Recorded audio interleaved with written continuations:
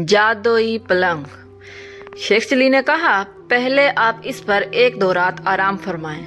अगर इसमें कोई खूबी पाएं तो इनाम के तौर पर जो दिल चाहे दे दें। एक गांव में एक बुढ़िया रहती थी। इसका एक कामचोर बेटा था। शेखी बिगाड़ने में बहुत माहिर था। इसको शेख चिली के नाम से पुकारा जाता था। बुढ़िया मेहनत मजदूरी करके अपना और अपने बेटे का पेट भरती थी। एक दिन बुढ़िया बीमार हो गई। घर में खाने को कुछ न था। रात को माँ बेटा दोनों ने फाका किया। अगले दिन माँ ने कहा, अब तुम कुछ काम करो, जंगल से लकड़ियाँ ही लाकर बेच दिया करो ताकि गुजर औकात हो सके। शेख चिली ने कहा, जंगल की राह ली। शेख चिली ने जंगल की राह ली। जो दरख्त इसके रास्ते में आता और वो इससे पूछता, मैं तुझे काट लूं या नहीं। किसी दरख्त ने भी इसका जवाब न दिया। शाम होने को थी। शेख चिली घर वापस आने का इरादा कर ही रहा था कि एक दरख्त नजर आया। इसने पास जाकर पूछा, मैं तुझे काट लूं? दरख्त बोला, हाँ काट ले, मगर एक नसीहत करता हूँ। मेरी लकड़ी से पलंग बनाना और बादशाह के दरबार में ले जाना। अगर बादशाह इसकी कीमत पूछे तो कहना कि पहले 1-2 रातें इस पर सोएं, फिर अगर मुनासिब समझे तो खरीदें। शेख चिली ने दरख्त की हदायत के मुताबिक इससे लकड़ियां काट कर पलंग तैयार किया और बादशाह के दरबार पहुंचा। बादशाह ने कीमत पूछी तो शेख चिली ने कहा, पहले आप इस पर 1-2 रात आराम फरमाएं। अगर इसमें कोई खूबी पाए तो इनाम के तौर पर जो दिल चाहे दे दें।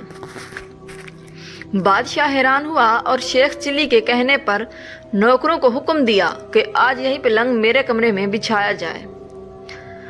रात हुई तो बादशाह इसी पलंग पर सोया तो आधी रात को पलंग का एक पाया बोला, आज बादशाह की जान खतरे में है। दूसरे ने कहा, वो कैसे?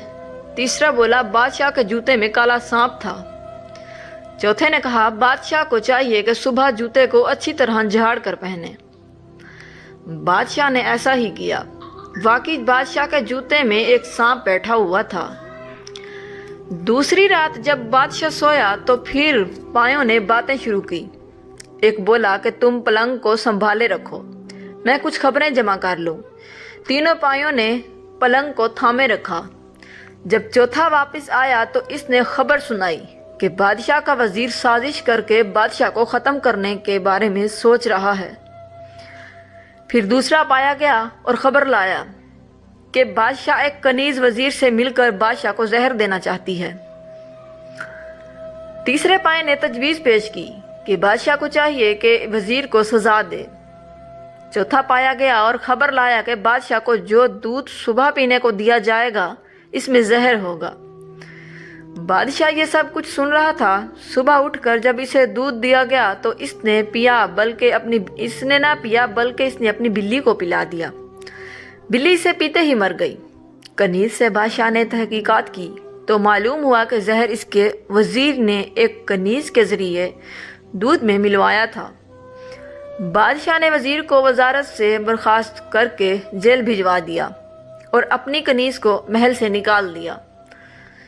बादशाह ने शेख चिली को बहुत इनाम दिया। दरबार में इसकी इज्जत होने लगी।